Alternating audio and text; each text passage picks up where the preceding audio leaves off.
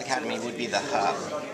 So when you're at the on the campus scale, the fine arts, and you're talking, artistic, music, everything.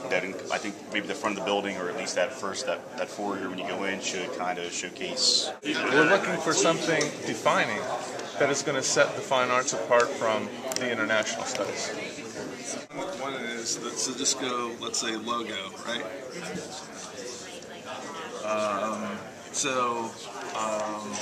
Let's just say the bear of the arts, right? So somehow that bear will kind of express the music, the drama, the artistic kind of vision of that. Okay. So then with the foreign language, when we say international, what do you think of? When you say international, I think more of business and trade, as in like economics. I think even at that point, I think languages too. Mm-hmm. I see like technology more as an international, I guess, because it's shared throughout the world at the whole time. For instance, if you kind of contrast the two ideas along the way. I can't visualize what you're showing there. Okay. Are you showing 3 different rooms in one hallway? Central kitchen. maybe this is our classroom. Well, the thing is, if we're in that center, you've got distance to go. We also want an outdoor space. You know how we have our preschool playground at the one location. That would have to be moved down proximity. Put the garden and the preschool together. That would be something. So you got some outdoor spaces there. Yeah, I think from a kid or student perspective, I think guidance serves 2 purposes. It serves a purpose for kids with career planning and talking about their schedules, and then it also serves a social emotional support system. So I think for those kids that are using it for that type of support system, you want to have it kind of out of the way, because and I know that we have a student assistance program. I don't know where that's located, but I know there's a big sensitivity for those students who need to go to guidance for social emotional support not to be seen going there. We need to have these 3 math classrooms. They need to be the guidance area because they're right in the center of that social core. Northern Light is, first of all, not direct, and second of all, it's the most constant. So it doesn't vary between, let's say, an overcast and a very sunny day, all that much. Okay, the intensity of light does.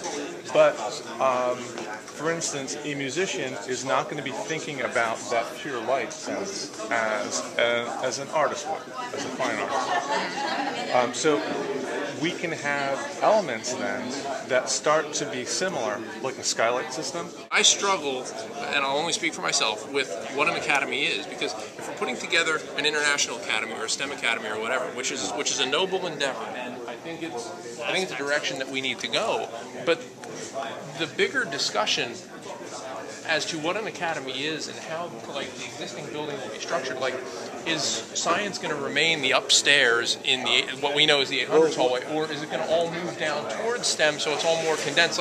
Those types of questions. That's what we're talking about, and there's nothing that is saying science is going to remain there. What we're saying, if this is, I like to think of the academy approach almost as colleges on a college campus. Understood. Okay, so if I'm in the architecture program and I'm in the architecture, a lot of my main classes for architecture are in that building. But if I'm taking an elective or something in another major, I go over to that school, the School of Business, to take a business class, or I may go to music, the School of Music, to take a music class. I understand. But most of my core friends that are in my major are housed in that academy. That's how I see an academy. At the high school level, my thought is that these kids should still be allowed to experiment in multiple disciplines and explore what they're doing before we lock them in.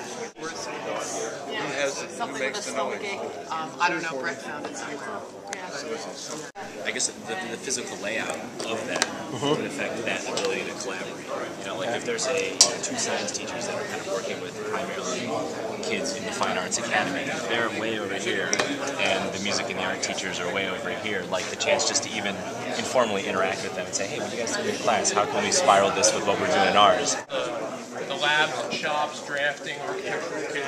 You choose working alone in pairs and threes or fours or fives, because everything's so collaborative in nature. It's so 21st century skills. Academies, like the way our school is now, from STEM and some of these other, the international, is that it's going to be a flexible space. I think that's what we have to make sure that it's going to be able to be flexible for different, for different needs.